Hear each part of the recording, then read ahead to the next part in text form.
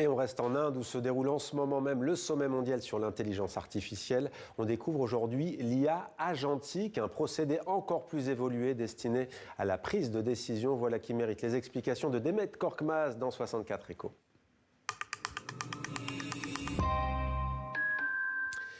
Bonsoir Demet. Bonsoir. Après la vague générative, donc, on va comprendre ce qu'est l'IA agentique. Dites-nous tout.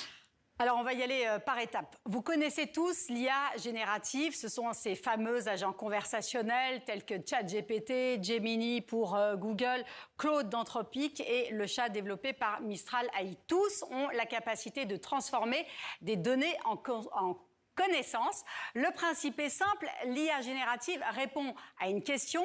Elle attend la prochaine étape et surtout, elle n'agit pas seule. Maintenant, on monte d'un cran avec l'IA agentique cette fois, qui en plus d'analyser la donnée, va pouvoir prendre des décisions de manière autonome en fonction de l'objectif qui lui aura été fixé. L'IA agentique est capable donc de planifier toute seule ces étapes, plus besoin de prompt.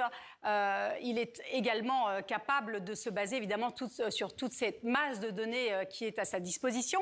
L'agentique est capable d'ajuster ses décisions et même de les corriger jusqu'à atteindre l'objectif qui lui a été fixé. C'est une IA qui imite la prise de décision d'un être humain, mais sans intervention humaine. C'est une discipline encore très jeune qui va encore beaucoup devoir évoluer, notamment sur la partie fiabilité. Et justement, concrètement, quels sont les champs d'application ? Alors, tous les métiers qui nécessitent évidemment une prise de décision. Par exemple, la banque, l'IA agentique va pouvoir suggérer des transactions, les réaliser en temps réel, en fonction évidemment de la fluctuation des marchés, mais aussi détecter des fraudes, surveiller un portefeuille d'actifs. C'est absolument vertigineux. Est-ce que c'est un exemple peut-être de l'agentique appliquée au grand public, c'est-à-dire à nous autres, Demet, il y en a ? Oui, absolument. Le commerce en ligne, typiquement, c'est déjà une réalité aux États-Unis depuis le mois de novembre dernier. Avec le paiement intégré, l'IA peut réaliser une transaction à votre place après avoir trouvé, par exemple, le vélo de vos rêves, en ayant au préalable, bien sûr, fait la synthèse de toutes les données, c'est-à-dire des réseaux sociaux, des vidéos, des sites marchands, de la disponibilité des stocks, etc., etc. Bref, ce n'est plus vous qui décidez, c'est l'IA qui fait vos courses à votre place. Ce service devrait aussi arriver en Europe courant 2026. De quoi accélérer cet usage.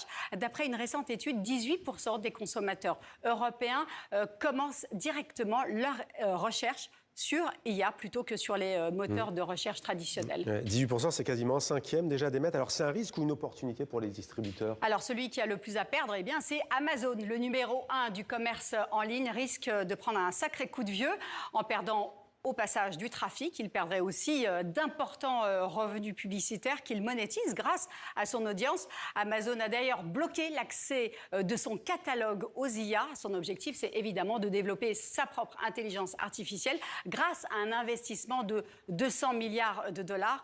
Pour les distributeurs, eh bien, ils devront mettre aussi à disposition leur catalogue en contrepartie d'une commission. ChatGPT, par exemple, réclame 4% du prix de la vente.